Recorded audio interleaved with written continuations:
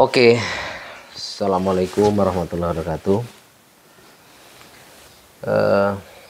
Jumpa lagi pagi setelah subuh, melanjutkan obrolan yang kemarin ya. Teman-teman, kemarin kita membahas tentang bagaimana pendidikan tidak hanya di sekolah, kemudian bagaimana sebenarnya setiap ruang adalah pendidikan, dan kita bicara pendidikan ini ya obrolan ringan saja, tapi mudah-mudahan ini bisa memberi insight, memberi inspirasi bagi teman-teman. Podcast Kaya Makna, kita lanjutin lagi pagi ini ngobrol dengan istri saya, Ibni Septina Carolina. Kemarin kita membahas ini ya, obrolan tentang pendidikan. Tentang pendidikan ya, tentang bagaimana pendidikan tidak hanya di sekolah, tapi setiap ruang ya. Semua tempat itu juga ada sekolah kalau kata Ki Hajar Dewantara. Nah, ini saya ada, ini teman-teman ada data dari PISA ya, Program for International Student Assessment. Itu PISA ini meranking 80 negara. Ternyata tingkat literasi kita itu adalah 69 ya. Posisi kita 69. Yang tertinggi itu adalah Singapura, kemudian Cina, Taiwan, Jepang, Korea Selatan. Kemudian yang paling terakhir adalah Kamboja 80, Dominika, Uzbekistan, Filipina, Maroko. Nah, kita posisinya 69. Ya. Jadi 12 terbawah berarti ya kita. 11 nih. Ya 11 terbawah kita. Nah sekarang ini deh, kita membahas bagaimana sebenarnya apa sih yang terjadi di negara kita. Kemarin waktu Prof Stella diundang Kick Andy itu, dia tidak percaya sih terhadap rankingan itu. Dia tidak percaya pada rankingan, tapi saya kira ini juga penting karena ini satu indikator ya yang mesti kita percayai. Dan yang dibahas juga bahwa Andi F. Noya mengatakan bahwa IQ kita itu adalah 78. IQ rata-rata orang Indonesia gitu.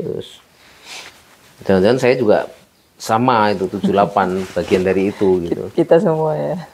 Terus sedangkan si Panse itu ada yang IQ-nya 80-an berapa gitu. Jadi masa kita lebih rendah dari simpanse, kata Candy. Tapi Prof Stella menjawab bahwa tidak melulu menghitungnya dengan perankingan. Tapi kita juga bisa melihat dari grow mindset ya. Grow mindset ini kan tentu juga bukan satu hal yang bisa diukur ya, tapi ini sebuah proses ya, cara pandang negara menumbuhkan mentalitas bangsanya gitu. Nah, kita ngebahas yang literasi dulu lah, yang kenapa sih posisi kita serendah itu gitu, dan apa dampaknya yang kita lihat hari ini gitu. Ya, PISA ini kan samplingnya itu juga random. Jadi sekolah mana yang di assessment, siswanya itu siapa yang di assessment, itu memang random sekali. Jadi tapi secara random pun hasilnya adalah kita di urutan 69. Mau nggak mau kita perlu sadar diri bahwa memang kadar literasi atau kemampuan literasi dan numerasi anak-anak itu juga masih rendah gitu kan. Saya rasa kan pasti di semua negara juga sama, random sampling kan. Samplingnya mereka yang mereka diambil kan nggak bisa ditentukan oleh gurunya, sekolahnya dan lain sebagainya. Maka ketika diambil secara random, daerahnya pun random. Saya nggak tahu Lampung ini pernah jadi sampling apa enggak gitu di PISA itu. Di PISA itu ya. Provinsinya kan juga random gitu. Kemudian soal-soalnya sebenarnya itu bukan soal hafalan, bukan soal yang menurut kita sulit sekali, tidak. Bisa ditampilkan sebuah tabel. Kemudian anak menganalisis, apa sih maksud tabel itu, di dalam tabel itu, informasi apa yang didapatkan dari tabel itu. Berarti kan sebenarnya literasi itu kan mengolah informasi atau kemampuan siswa memahami informasi. Iya. Misalnya tabel itu ngomongin tentang jumlah penduduk meningkat. Kan mereka harus bisa menarasikan bahwa dari sekian tahun ke tahun jumlah penduduk meningkat, kebutuhan makanan meningkat dan lain sebagainya.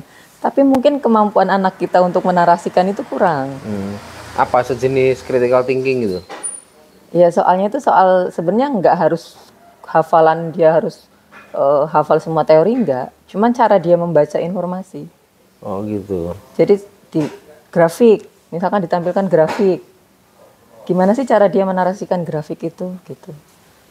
Tabel, grafik, gambar. Jadi cara dia membaca informasi, memahami, kemudian mengolah informasi itu. Soal-soalnya seperti itu, matematikanya juga, numerasinya juga bukan soal-soal yang sulit gitu. Setidaknya andai kita punya kemampuan skill, ya mungkin menganalisis, memahami, itu sebenarnya bisa. Nah berarti kan masih rendah. Kalau secara ranking kita masih di urutan ya 11 atau 12 terbawah dari 80 negara yang join atau 80 negara yang ikut. Berarti kan kita yang perlu apa ya? Perlu penguatan di sekolah-sekolah yang ada di seluruh Indonesia ini. Bahwa sebenarnya mau ditampilkan data seperti apapun anak itu bisa membaca. Jadi bukan anak itu harus hafalan materi, tetapi bagaimana sih misalkan dia ditampilkan data. Kan sekarang banyak data statistik, misalkan gambarnya diagram, gambarnya apa, tapi bisa, berarti misalkan unsur gas di bumi, nitrogen berapa persen, oksigen berapa persen, itu anak bisa membaca gitu. Ternyata yang paling banyak di bumi ini adalah nitrogen gitu. Jadi di situ kan cara kita mengolah informasi tadi ya, mengolah data. Jadi bukan kemampuan literasi itu anak itu bisa baca, bisa tulis, nggak cukup sampai di situ. Ternyata sampai bisa ya dia paham apa yang dia baca itu dia paham. Nah hari ini kan anak bisa baca, saya rasa semua bisa baca. Cuman kalau ditanyain apa maksud bacaanmu tadi, itu kayaknya masih kurang untuk meritel atau menceritakan kembali. Gitu. Dan itu bisa dilihat dari pemaparan materi di kelas. Kadang mereka juga susah bertanya. Untuk bertanya aja mereka susah. Gitu. Mikir apa ya yang harus ditanyakan gitu ya. Iya. Itu juga salah satu pengaruh bagaimana literasi itu adalah sebuah konsep kemampuan pemahaman, keterampilan memahami. Ada gejala lain yang tak lihat ya, misal kita kalau di media sosial ada konten makanan gitu. Itu misal kayak mie pangsit saya lihat. Nanti tuh ada yang nanya halal enggak. Sebenarnya di dalam konten itu sudah ada tulisan mau halal apa non halal. Tapi kita lihat orang Indonesia ini gimana ya, orang di video jelas-jelas. Jadi ya kayak gitulah. Kayak kemarin juga saya ngupload orang meninggal. Pas sujud gitu. Padahal itu kan ya guyon anak kecil ketiduran gitu juga. Banyak juga yang komen gitu. Terus ada yang innalillahi wa inna ilaihi rajiun. Itu tak lihat memang orang Indonesia itu kalau lihat konten nggak selesai.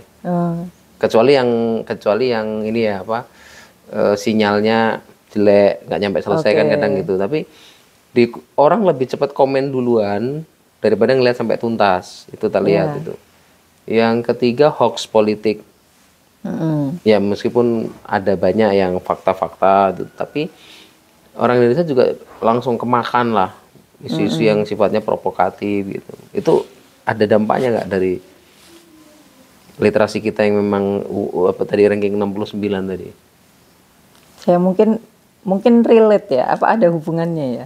Jadi kemampuan kita tadi mungkin yang harusnya kan semua orang kan punya skeptis dulu ya kalau menerima informasi.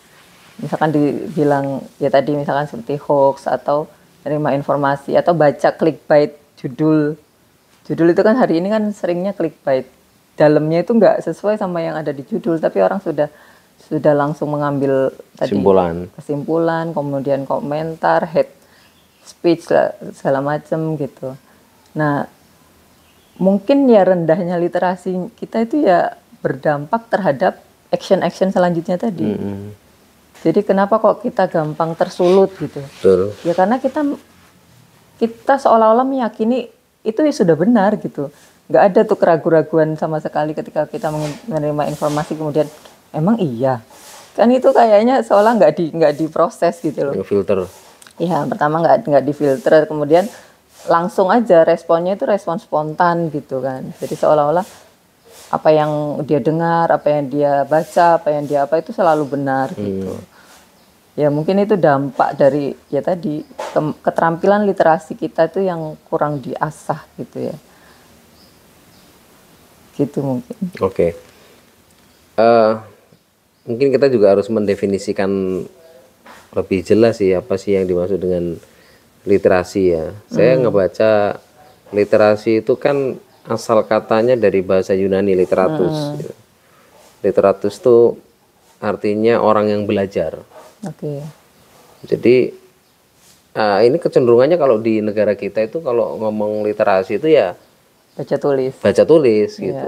Oh dia sedang baca tulis. Padahal kalau pendefinisiannya adalah orang yang belajar, berarti ini kan subjek. Oke. Subjek sedang belajar apa? Orang belajar main gitar berarti dia literasi sebenarnya. Orang belajar main bola itu literasi. Dan kalau ada targeting bahwa orang sampai pada punya kapasitas, orang sampai pada pemahaman mengerti ya, belajar apapun sampai kemudian jadi bisa, berarti kan capaian literasi itu adalah proses orang menekuni satu hal, gitu. Belajar pada satu hal, mungkin juga banyak hal, sampai memiliki peningkatan kapasitas gitu. Iya, sepakat. Itu sepakat ya. Jadi literasi di situ gitu. Karena banyak sekali kan literasi digital, literasi sains. Itu kalau literasi sains itu adalah kemampuan seseorang memahami fenomena gitu. Misalkan di alam, kemudian literasi sainsnya bagus nih. Misalkan dia ngeliat pelangi atau dia ngeliat hujan. Gimana sih siklus air itu kok bisa hujan turun gitu. Jadi kemampuan cara dia menganalisis fenomena alam dihubungkan dengan sains yang dia miliki gitu. Nah itu kan namanya literasi sains. Nah orang kan taunya ya kalau dia sudah baca, dia sudah nulis, oh dia sudah berliterasi, padahal nggak cukup sampai di situ. Dan konteksnya memang tadi konteksnya di banyak bidang, bukan hanya belajar yang apa misalkan buku dan lain sebagainya, itu enggak juga ya. Tadi kayak literasi musik, literasi finansial itu penting juga kan. Kalau di ekonomi kami bicara financial literasi kan gitu. Kemampuan orang memanage ya bahasanya. Iya betul. Berarti kalau kemudian kita ini dianggap rendah, nilai kita itu di posisi 69 dari 80, berarti memang secara tidak langsung orang-orang di negara kita banyak yang tidak expert di bidangnya. Orang akhirnya disimpulkan seolah-olah negara kita ini orang yang punya kemampuannya nanggung-nanggung. Tapi kalau perankingan ini kan masih di siswa ya. Oh siswa deh ya. Masih di student gitu. Oke. Saya tanyakannya ke siswa, balik ke siswa ya. Berarti bisa dikatakan siswa-siswa yang ada di Indonesia ini apa namanya kalau dibandingin dengan negara tadi yang pertama Singapura ya, Taiwan, kemudian Cina gitu, berarti jauh banget kan? Iya benar. Jadi kalau dibandingkan sama negara lain dengan usia yang sama, di jenjang yang sama, siswa kita jauh sekali. Ya tadi mereka bisa baca bisa. Tapi apakah mereka bisa memproses informasi dari yang mereka baca itu belum tentu. Belum tentu ya karena tadi randomnya sampling, jadi kita nggak bisa bilang semua siswa kita juga nggak bisa berliterasi. Cuman dari sampling yang didapat atau dari sampling yang ikut ujian atau ikut asesmen itu ternyata hasilnya begini gitu. Berarti kan PR kita masih banyak gitu. Para pendidik ini juga harus mulai tadilah jangan menyempitkan arti kata literasi hanya anak sudah bisa baca, anak sudah bisa nulis, anak sudah bisa berhitung. Ya. Tapi ternyata dia tidak bisa memproses atau mengolah informasi apapun dari yang mereka baca itu. Nah, pertanyaannya sekarang, ada apa dengan konsep pendidikan di negara kita ini? Kenapa bisa segitu gitu? Kita kan gonta-ganti kurikulum siap rezim ya. Ya, Tapi kalau tidak meningkatkan nilai PISA kita buat apa gitu? itu yang jadi landasan juga kenapa kurikulum Merdeka kemarin digulirkan. Karena literasi dan numerasi kita rendah. Kemudian kita juga terdampak COVID.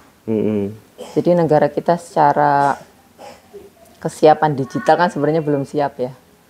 Belum siap untuk melakukan pembelajaran yang tidak di kelas. Nah, kemudian kita mengalami namanya lost learning.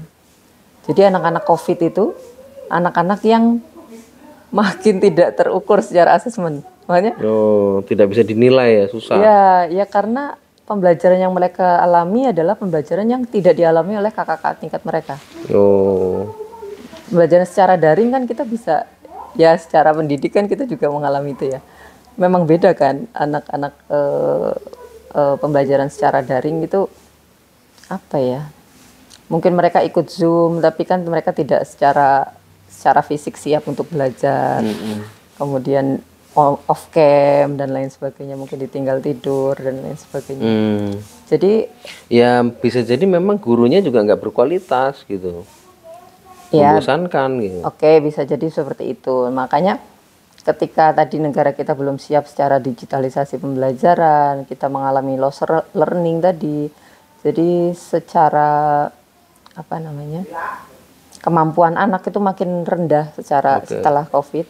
Kemudian PISA kita juga turun tadi 69. Badinya emang berapa?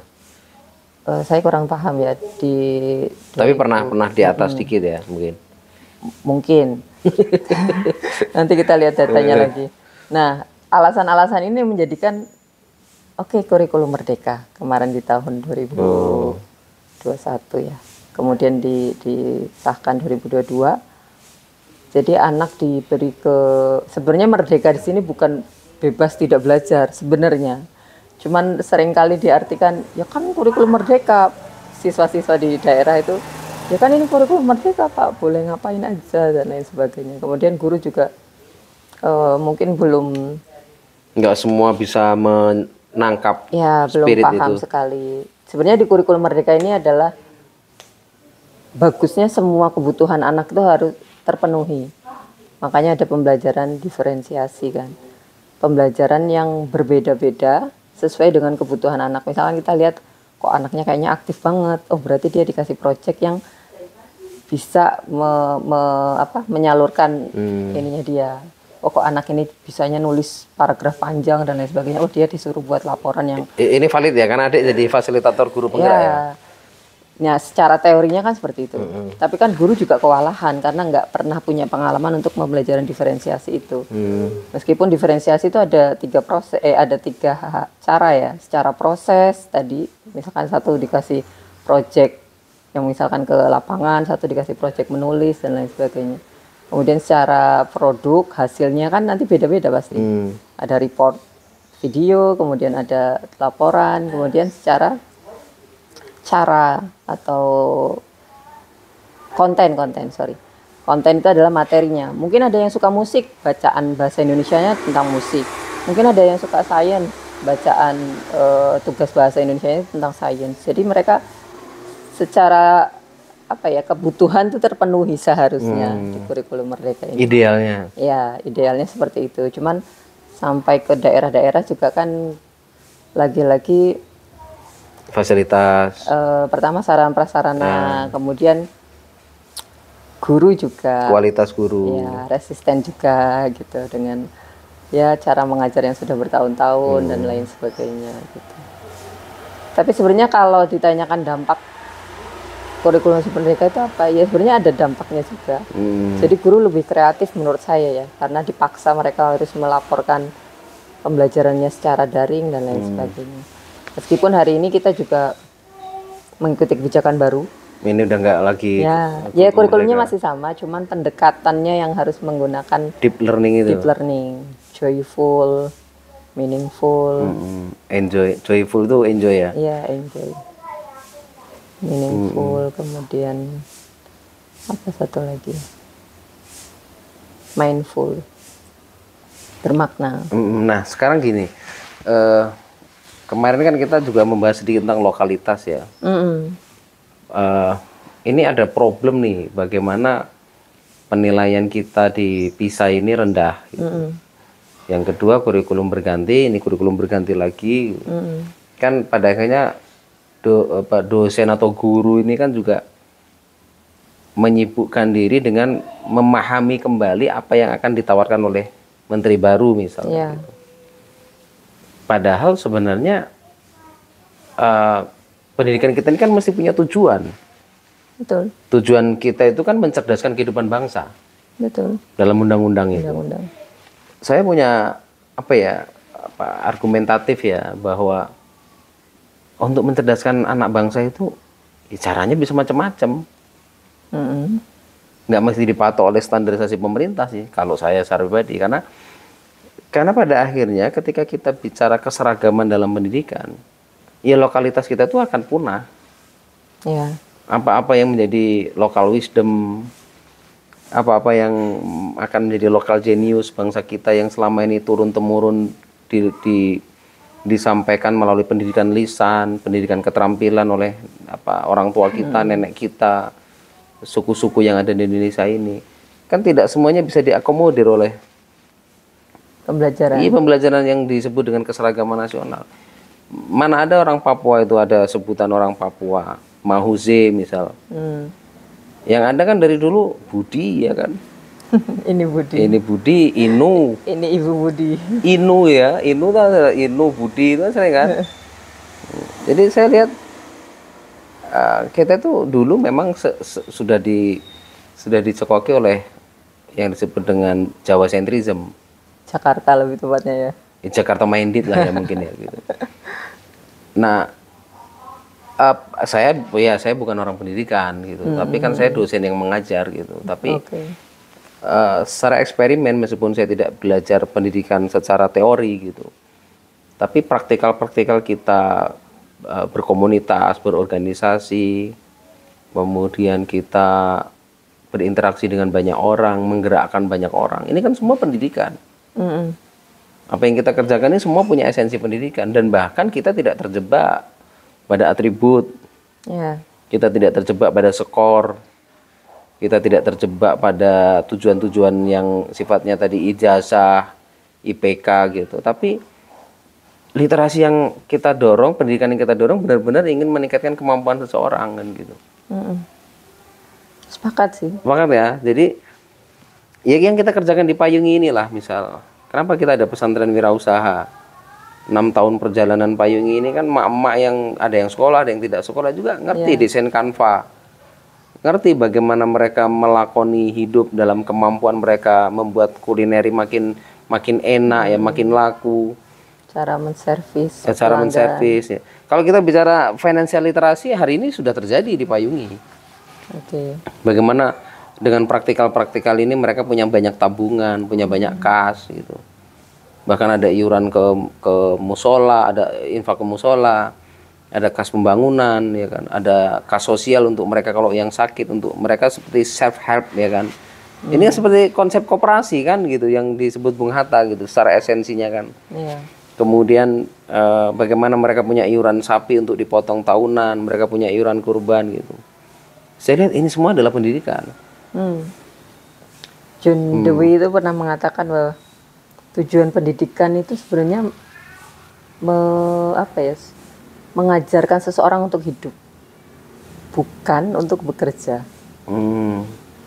Tapi kan kalau sekarang kayaknya pragmatis banget ya. Tujuan orang pendidikan supaya bisa dapat kerjaan. Ya, supaya dapat ijazah dan dapat pekerjaan gitu kan. Sebenarnya tadi bener kan, tujuan pendidikan misalkan di masyarakat, ya supaya mereka hidup, peningkatan kualitas hidup mereka dan lain sebagainya. Tapi ntar saya tanya sekarang, adik percaya nggak kalau sekolah itu penting? Ya sekolah itu penting. Sekolah itu penting. Tapi kan ada orang mengatakan bahwa kita tuh baru tahu bahwa sekolah itu tidak penting Setelah kita setelah kita sekolah. Sepakat nggak itu? Ya, karena memang tidak bisa semua dipelajari di sekolah kan. Mereka tuh yang ngomong kayak gitu udah punya pemahaman yang kedua, Apa itu? bahwa yang penting tuh belajar. Iya, iya memang. Nah, bangsa kita ini memang mengenal sekolah itu kan juga belum lama. Mm-mm. Ya sekolah rakyat kapan sih, ya kan? Oke. Mereka yang kenal sekolah benar-benar sekolah kan dengan konsepsinya Belanda, konsep bangku kan. Kalau yang lebih lama sebenarnya ada pasantian kalau secara Hindu kan. Mm-mm. Ya sekarang kalau orang-orang di teman-teman di Islam kultural kan nyantri kan, nyantre. Pesantren. Sebenarnya kan itu Jawa juga, terpengaruh oleh Jawa kan gitu. Tapi jauh sebelum itu kenapa bangsa kita juga bisa membuat keajaiban dunia? Karena punya tradisi belajar tadi. Iya gitu loh. Jadi ribuan tahun bahkan mungkin 2000 lebih tahun tuh bangsa kita itu adalah bangsa yang belajar. Oke. Jadi alat ukur bahwa pendidikan itu tadi literasi adalah untuk meningkatkan kapasiti, bangsa kita juga punya kapasitas yang bermacam-macam. Kalau kita ngomong arsitektur vernakuler misal, yang sekarang di ya tokoh-tokohnya mereka kayak Yori Antar itu. Sebenarnya itu kan menggali kembali lokal genius tata ruang, tata arsitektur yang ada di negara kita dengan konsep bagaimana mereka membangun sesuatu berasal dari alam. Itu sebenarnya juga esensinya ada konsep pendidikan, dan orang-orang Badui itu punya konsep pendidikan sendiri untuk menyampaikan apa yang mereka miliki kepada generasi selanjutnya. Bikin jembatan pakai bambu yang panjang segitu, dan itu dilakukan. Nah, benar, gotong royong. Saya percaya itu adalah metodologi pendidikan. Iya. Di Pebuh Payungi, gotong royong itu ada dimensi pendidikannya. Jadi meneruskan, menyampaikan dengan praktikal-praktikal tentang apa-apa yang dikerjakan itu punya basis apa ya? Setelah orang berpraktek, salah benar, salah trial error, akhirnya mereka punya kepemahaman yang sama gitu. Mereka sama-sama belajar ya. Gitu. Nah, kenapa di negara kita ini semuanya diukur dengan konsepsi-konsepsi kurikulum? Padahal kan ada juga alternatif di luar kurikulum. Misal kita meyakini dengan pendidikan transformatif misalkan. Iya. Bagaimana kemudian ada, kan banyak juga sekolah alam. Iya. Ada Bu Wayah tuh yang di Jogja tuh bikin sekolah yang di luar kurikulum. Anaknya hebat-hebat tuh hasilnya. Homeschooling gitu. Maksud saya kenapa kita masih punya apa ya? Ya bolehlah negara memang harus punya pedoman sih ya. Kebijakan. Tapi kita sebagai orang-orang yang ingin berkontribusi dalam pendidikan mestinya juga tidak boleh terjebak gitu. Kita tetap menghormati juga karena negara harus punya rule of game-nya gitu. Nah, gimana tuh sebagai seorang pendidik yang kuliah di pendidikan? Sebenarnya secara kebijakan, apalagi di kurikulum yang merdeka ini, itu lokalitas sangat diangkat ya. Misalkan ya sering dibilang bahwa pembelajaran di Jakarta dengan pembelajaran di Sulawesi, Papua itu memang berbeda. Misalkan dari segi IPA itu kan alamnya sudah berbeda kan. Kalau di Jakarta kan mungkin kita ngelihat langit yang hitam dan lain sebagainya gitu. Tapi kalau di Papua itu kan mereka mungkin alamnya masih asri dan lain surga bahkan. Iya. Kemudian makanan pokok mereka juga berbeda gitu dan lain sebagainya. Tapi kan cara mengejawantahkan kebijakan misalkan tadi mengangkat potensi lokal atau lokalitas ke dalam pembelajaran itu yang mungkin belum dimiliki, keterampilan itu yang belum dimiliki oleh semua guru. Jadi karena guru ini adalah guru-guru hari ini kan juga hasil didikan kurikulum yang lama. Iya. Jadi seragam juga cara berpikirnya. Jadi seolah-olah tidak bisa keluar dari konteks yang mereka sudah cara mengajar yang mereka sudah pelajari gitu. Jadi saya kalau di Lampung ini kan beda banget nih pesisir barat dengan misalkan daerah Lampung Timur aja yang dekat sini kan. Itu punya laut, punya pantai, punya apa konservasi mangrove dan lain sebagainya. Punya peternakan udang. Iya. Saya sering bilang sama gurunya, ya sudah, anak-anak Lampung Timur itu harus bisa caranya berternak, caranya menernak udang gitu. Dia harus jago, dia harus bisa, karena nanti ketika dia ketemu sama yang siswa metro atau siswa apa, dia punya keterampilan yang tidak dimiliki oleh anak metro. Betul. Seharusnya kan begitu. Cuman karena ya tadi mungkin sarana prasarana, kemudian kebiasaan mengajar dan lain sebagainya itu yang perlu apa ya? Menurutku bukan sarana dan prasarana sih, karena mereka tuh udah punya laboratorium di tengah Oh masyarakat. ya, Yang mesti dilakukan adalah membawa anak ya. yang lokal harus lebih vokal. Oke. Jadi itu konsep-konsep kita dalam jenama ya, konsep membangun brand di dalam industri kreatif gitu. Ya teman-teman yang di komunitas pasti belajar itulah. Bagaimana yang lokal harus lebih vokal, itu juga harus dianut juga oleh Sarana prasarana di sini mungkin salah saya ngomong sarana prasarananya. Maksudnya administrasi. Jadi kan kalau guru itu dipusingkan dengan administrasi pembelajaran. Nah itu yang menjebak. Ya. Dan itu kan konsepsi bagaimana rezim administratif, Betul. penyeragaman konteks guru dalam melaporkan apa yang dikerjakannya itu kemudian sampai lupa bahwa ada hal-hal yang kelak akan punah.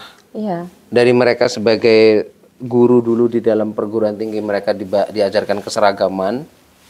Jadi mereka akhirnya menganggap lokalitas ini sebagai sesuatu yang mundur atau mungkin sesuatu yang tertinggal. Dan akhirnya kita nggak kemana-mana. Dan ini juga karena dianggap anak itu sudah melihat sehari-hari, jadi nggak perlu diajarkan. Seolah itu sesuatu yang udah bisa gitu. Iya, padahal nggak juga. Anak itu kan kalau nggak dipaksa bahasanya ya, mungkin oleh orang tuanya atau oleh Keadaan. gurunya, Oleh keadaan gitu. ya oleh situasi, anak juga nggak akan peduli dengan udang mati atau udang yang kurang nutrisi gitu. Padahal butuh inovasi juga ya pada akhirnya itu. Ya kenapa sih gagal panen misalkan? Kan harus mulai anak itu diajarin, oh nutrisinya kurang, oh airnya ini, oh suhunya, kelembabannya dan lain sebagainya. Yang itu dikerjakan orang tuanya tiap hari.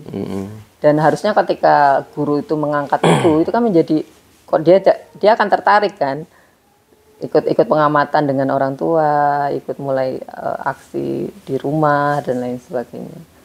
Gitu. Sebenarnya kalau ngomongin ini tadi administrasi tadi, saya selalu bilang ke guru begini, bapak ibu itu jangan pusing mau menyampaikan materi apa ke kelas.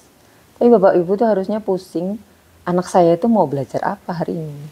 Anak saya itu mau punya aktivitas apa, dibawa kemana, melihat apa, kemudian mengamati apa, observasi apa gitu. Kalau di IPA kan lebih atraktif ya, saya mencontohkannya begitu. Karena bisa jadi IPA itu sebenarnya, kenapa IPA itu tidak disukai anak-anak? Ya karena teori sekali. Tidak kontekstual. Teori sekali yang disampaikan. Padahal, misalkan kita belajar daun ya, apakah semua daun itu warna hijau? Ternyata enggak juga. Ada daun yang warna merah, ada daun yang ini. Jadi kan anak, oh iya juga ya Bu. Lah terus fotosintesisnya bagaimana ya Bu? Gitu. Jadi anak tuh mulai tumbuh pertanyaan-pertanyaan ketika yang disampaikan itu adalah kontekstual. Iya, kontekstual dan benar-benar bisa dilihat dan diamati mereka gitu. Ya tadi, tapi guru. Jadi butuh guru yang asik juga kan? Iya. Guru yang juga dulu waktu belajarnya juga harus terjun ke kontekstual. Iya. Kan? Di situ biar terputus rantai. Betul, rantai teoritas itu yang akhirnya kita lihat ada banyak guru, ada banyak dosen yang tidak punya pengalaman kontekstual gitu, dan ya akhirnya yang diajarkan ya sesuatu yang sangat scoring ya kan, sesuatu yang dituntut adalah IPK tinggi. Betul. Kemudian orientasinya ijazah, kemudian persis yang seperti disampaikan John Dewey tadi, bahwa sekolah itu sebenarnya bukan untuk kerja tapi untuk hidup. Tapi ada yang dikatakan Herbert Spencer deh. Herbert Spencer itu bicara tujuan utama pendidikan kan bukan pengetahuan, tapi tindakan. Oh, ke aksinya. Aksi gitu, itu kata Herbert Spencer itu. Nah, kalau Paulo Freire itu kan bicara tentang pendidikan yang membebaskan ya. pendidikan yang bagaimana dia memerdekakan orang, gitu. Atau pendidikan untuk orang kaum tertindas, gitu. Wah, itu kan keren sekali kan, bagaimana orang-orang yang setelah terdidik itu dia bisa mendiagnosis kenapa masyarakat kami miskin, kenapa kami bisa seperti ini. Itu kan pendidikan transformatif itu keren menurutku, pendidikan yang bisa menggerakkan orang untuk bangkit, dan menurut saya itu pemberdayaan kalau saya ya bicara. Dan itu orang sudah tidak lagi bicara konteks saya belajar untuk nyari gelar gitu, bukan itu esensinya kan. Ya taruhlah ini negara punya pakem, kita hormati gitu. Adek kan pernah cerita tuh fenomena di Cina. Oh, tukang Gojek, tukang ojek online, mereka gimana tuh ceritanya tuh? Coba di-share tuh. Driver. Oh iya, driver online ya. Jadi di Cina itu kan pada saat PHK banyak. Kemudian ini salah satu film, lupa judulnya.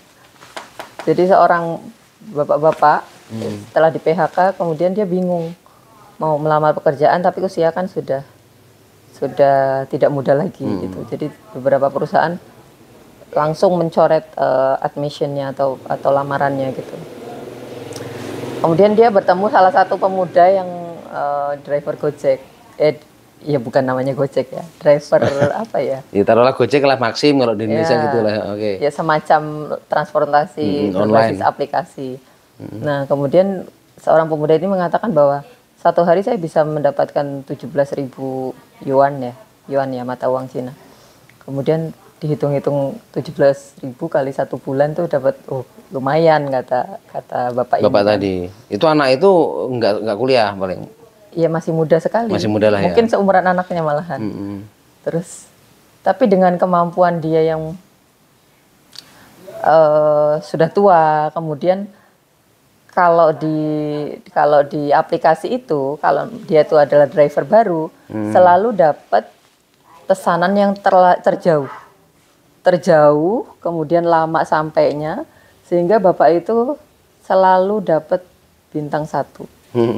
Jadi dia sudah payah nganterin pesanan, terkadang pesanannya di cancel karena sudah nggak butuh, udah 1 jam lebih, kelamaan. Kemudian diteriakin orang dan lain sebagainya. Kemudian dia berpikir, dia belajar dari anak-anak muda yang tadi top, kan setiap minggu ada evaluasi driver. Anak muda tadi itu termasuk yang top, sama ada bapak-bapak tapi nggak skala Parubaya, cuman bapak-bapak itu tahu semua gang-gang kecil. Dia belajar satu persatu dari yang top tadi. Dia nanya apa sih tipsnya. Tadi dia harus hafal jalan. Kemudian yang kedua, jangan sekalipun pelangganmu memberi bintang 1. Dia bintang 1 terus. Iya. Jadi itu akan menaikkan sendiri jenjang hasil evaluasi.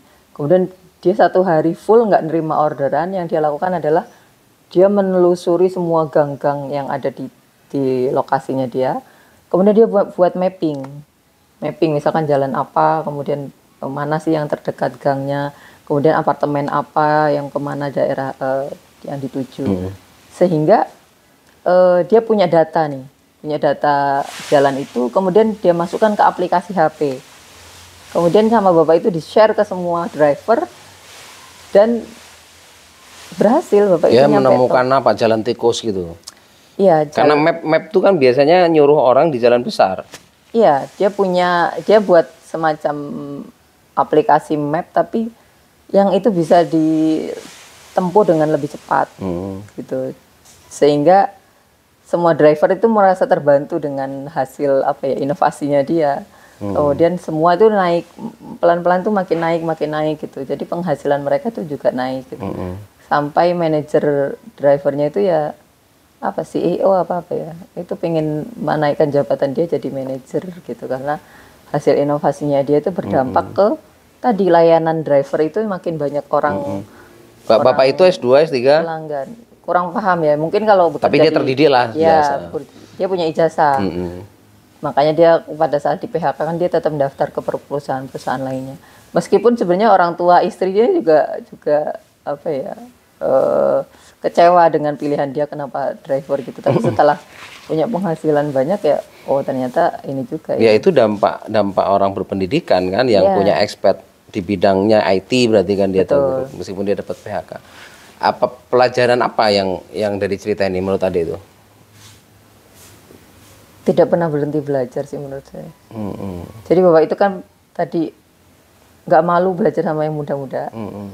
Kemudian dia juga mengambil sikap tadi dengan ya udahlah, berarti saya, karena saya sudah nyemplung di driver itu, berarti dia harus inovasi apa nih yang harus dilakukan supaya saya naik peringkat dan lain sebagainya.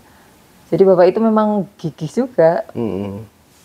Dia sebenarnya pernah kecewa pada saat nganter apa ya, kecelakaan. Mm. Kemudian dia merasa kok hidupnya sangat susah sekali sampai jadi driver.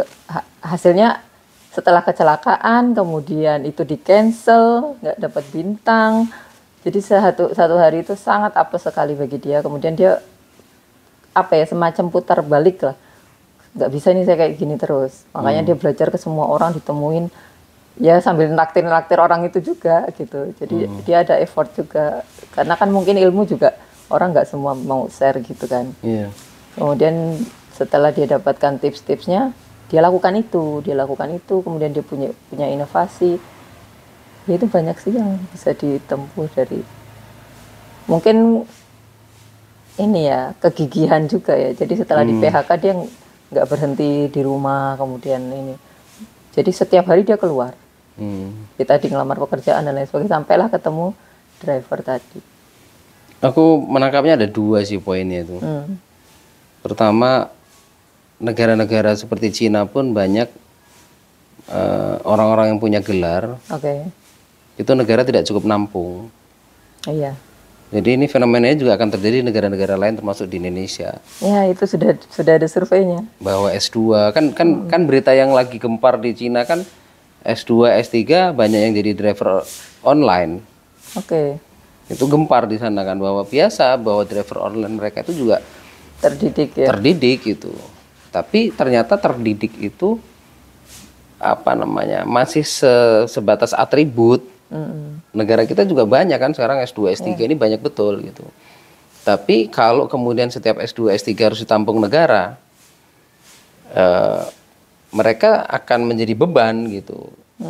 Kita ini juga akhirnya kan kalau tidak punya inovasi sosial kita itu punya gelar misal. Sebagai seorang calon doktor adik tapi nggak punya inovasi sosial kan juga akan menambah beban negara. Negara harus membayar lebih, gajinya harus naik, tunjangannya minta naik kan gitu, karena dampak dari kenaikan jabatan itu. Tapi kalau itu tidak berkorelasi dengan inovasi sosial, kontribusi terhadap negara, maka kita seperti negara Cina. Jadi pada akhirnya perusahaan pasti juga akan mengalami dampak. Karena bayangin Google juga kan sudah merekrut orang nggak pakai gelar. Jadi ini kita harus punya kesimpulan bahwa gelar tidak menjamin capacity gitu. Yang dibutuhkan perusahaan kan pasti orang bisa kerja, bukan karena dia datang ngelamar gelar. Itu poin pertama ya. Jadi gelar penting nggak? Ya penting nggak penting. Kalau gelarnya sesuai dengan kapasitas dia ya nggak masalah gitu. Jadi sekolah penting nggak penting gitu. Tapi belajar itu lebih penting. Karena banyak orang yang sekolah nggak belajar. Banyak loh orang S2, S3. Tapi mohon maaf, dia juga tidak mengerjakan disertasi tesisnya sendiri. Ya kan? Banyak kan orang hanya ngebeli ijazah. Pejabat-pejabat Pemda itu kadang terlihat kuliah lagi buat apa gitu kan gitu. Kecuali dia ingin menekuni, misal dia di dinas pertanian. Dia kuliah di pertanian untuk meningkatkan kemampuan ekspor dia. Kalau yang terjadi bahwa ini pegawai Pemda kuliah lagi di pertanian, tapi ujungnya apa-apa juga harus hanya nyari gelar dan untuk pangkat, bukan untuk meningkatkan inovasi pertanian, buat apa kan gitu. Itu tuh poin yang akhirnya kayak terjebak ya. Iya, karena yang dicari atribut gitu, bukan kemampuan dia untuk membantu banyak orang. Yang kedua, saya punya kesimpulan yang kedua itu Mbak Nani Zulminarni, yang dari Asoka, Direktur Regional Asia Tenggara yang kemarin ke Payung itu. Dia mengatakan bahwa everyone a change maker. Jadi setiap kita semua itu bisa jadi pelaku perubahan, jadi pembaharu kan. Gitu. Nah pertanyaannya, bagaimana seseorang bisa jadi pembaharu. Dari pengalaman cerita tadi, driver tadi, dia itu kan menemukan Inovasi. formula inovasi, bagaimana dia bisa bikin menambah aplikasi tambahan untuk supaya dia tahu jalan tikus sehingga dia tidak dapat bintang 1. Dia cari jalan tikus itu supaya dia bisa menerobos kemacetan, mungkin kan gitu. Tapi ketika dia memutuskan membagi apa yang dia temukan ke banyak orang, bukan hanya ke driver tua, bahkan itu ke driver muda juga, disitulah dia sudah menjadi seorang change maker. Ya. Nah, pendidikan kita ini harus ke sana. Iya benar. Bahwa dia tidak boleh pinter-pinter sendiri. Bahkan kecenderungannya kalau dia tidak menjadi change maker, dia serakah gitu. Orang makin, kalau kata Pram, seseorang semakin tinggi sekolah, bukan semakin menghabiskan makanan orang lain. Harus mengenal batas. Kata Pram itu tuh sejak 2012 ya, 13 tahun yang lalu, aku udah ngebaca kata-kata itu ya di tetralogi Buru, kalau nggak salah itu di Anak Semua Bangsa, kalau nggak salah itu. Itu aku ngeliat bahwa ya orang-orang yang terdidik, yang tercerahkan, kalau dalam bahasa Ali Syariati, Rausan Fikr ini, ilmunya harus bisa digunakan untuk menolong banyak orang. Bermanfaat itu ya. Bermanfaat. Tapi kalau bapak tadi misal memutuskan, wah aku supaya dapat bintang 1, ini sistem tak pakai sendiri aja. Akhirnya karena dia hanya memikirkan diri sendiri, dia juga tidak jadi besar. Karena orang besar itu mesti membesarkan orang lain. Nah, bapak itu memilih untuk membagikan, dan akhirnya kan dilihat oleh pimpinan.